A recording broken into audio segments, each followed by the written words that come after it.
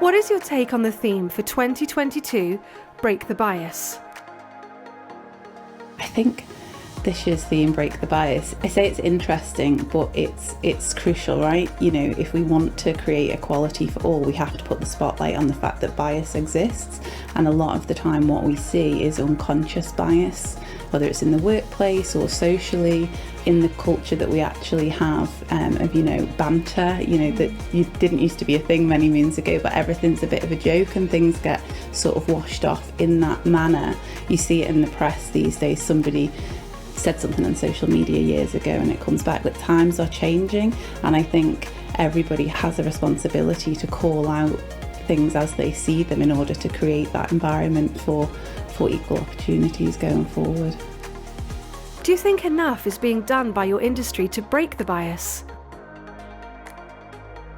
I think the industry's evolved immensely over the last decade. When I think back to my first trade show, that was probably ICE, the size, you know, the Excel Arena is a massive venue, and I looked around and there was not many women. It was a sea of primarily men, and the women that you did see were on the sort of sales and marketing side on the stands. That has changed significantly, which I think is symbolic of the gender change in roles at all levels within organisations.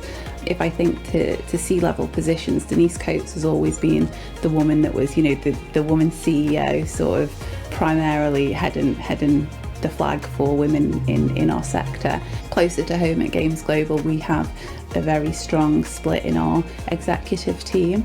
We've got, you know, Chief Commercial Officer, Chief People and Transformation Officer, myself, along with a few of the guys, you know, keep it nice and fair. But I do think it's evolved over recent years, and, you know, there's always, until we have full equality, that we don't actually need the day to talk about International Women's Day, and there'll always be work to do, but I think that's where we all need to get involved in creating programmes to encourage people to develop to their full abilities and not hold themselves back. And that's how, as an industry, we can drive change, really. Which women have positively impacted your career? That's an easy one if I think local.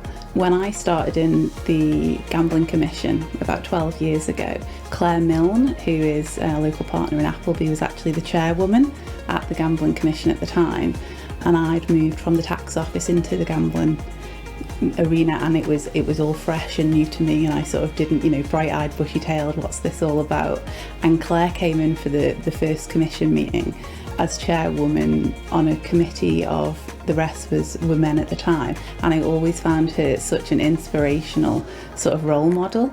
Claire probably doesn't know this. She'll look and think, oh my gosh, you know, can't believe Kim said that, but she's always been somebody that I've sort of looked up to and thought she's a strong, independent woman, and, you know, chairing the committee at the regulators. Yeah, I've always found that quite inspirational. What's the best piece of advice she gave you? I think with Claire, it's not one piece of advice. It's always been, she's very open and authentic.